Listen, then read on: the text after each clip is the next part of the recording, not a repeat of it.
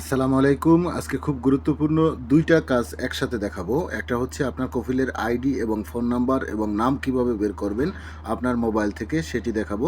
আরেকটা হচ্ছে খুব গুরুত্বপূর্ণ ইন্স্যুরেন্স। যারা কফিলের ইন্স্যুরেন্স দিছে কিনা সেটা আপনারা দেখতে পারবেন আফসার থেকে চেক করে। সেটা কিভাবে চেক করবেন আসুন আমি দেখাই। প্রথমত আপনি প্লে স্টোরে চলে যাবেন। প্লে স্টোরে যাওয়ার পরে আপনার আফসারটা আপডেট দিবেন। আপনার যে আফসার আছে আপনার আফসার অ্যাকাউন্টটা আপডেট দিবেন। দেখতে পাচ্ছেন কিভাবে আমি আপডেট দিই, একটু অপেক্ষা করেন। এই যে আফসার লিখবেন, প্লে স্টোরে ঢোকার পরে আফসার লেখার পরে এই যে আপডেট অপশন চলে আসবে। অবশ্যই এটা আপডেট রাখবেন, কারণ সৌদি আরবে পুলিশের ঝামেলা থাকে। অনেক সময় আফসার আপডেট না থাকলে আপনার আফসার দেখতে চাইতে পারে, তখন অনেক ঝামেলায় পড়বেন, দেরি হবে। সেজন্য আফসারটা আপডেট দিয়ে রাখবেন। একটু অপেক্ষা করবেন, আমি আফসার আপডেট হওয়ার পরে আবারও আপনাদের মাঝে ফিরে আসব।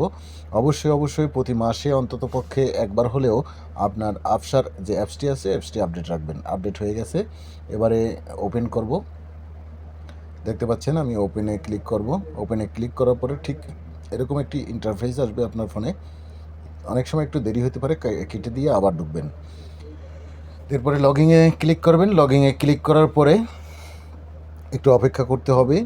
লগিং ক্লিক হয়ে গেলে অপেক্ষা করার পরে আমাদের মাঝে ঠিক একটা ইন্টারফেস আসবে, এরকম একটি ইন্টারফেস আসবে। দেখতে পাচ্ছেন ইন্টারফেসটা চলে আসছে। আসার পরে যে আকামা নাম্বার থাকবে উপরে, এখানে আমারটা দেওয়া আছে, আপনি আপনারটা দিয়ে দেবেন। উপরে আপনার আকামা নাম্বার থাকবে, আকামা নাম্বারের নিচে আপনি আফসারের যে পাসওয়ার্ড দিয়েছিলেন সেই পাসওয়ার্ডটি এখানে টাইপ করবেন।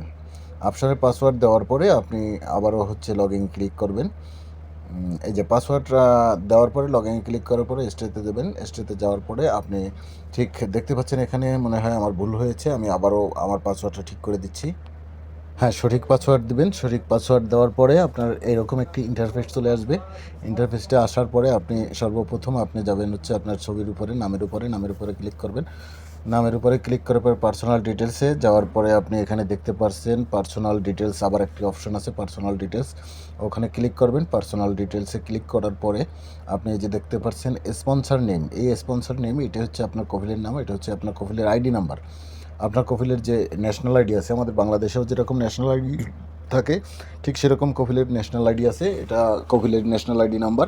এবং আপনার ইন্স্যুরেন্স, গুরুত্বপূর্ণ বিষয় হচ্ছে আপনার ইন্স্যুরেন্স আছে কিনা, আপনার কফিল আপনাকে ইন্স্যুরেন্স দিছে কিনা সেটি অবশ্যই এখান থেকে আপনি চেক করতে পারবেন। এদের দেখতে পাচ্ছেন ইন্স্যুরেন্সের যে তারিখে ইস্যু করছে আপনার কফিল, সেই ইন্স্যুরেন্সটা এখানে দেখা যাচ্ছে এবং এক্সপায়ার ডেটটাও এখানে দেখা যাচ্ছে। আপনি এক্সপায়ার ডেটটা দেখে নেবেন।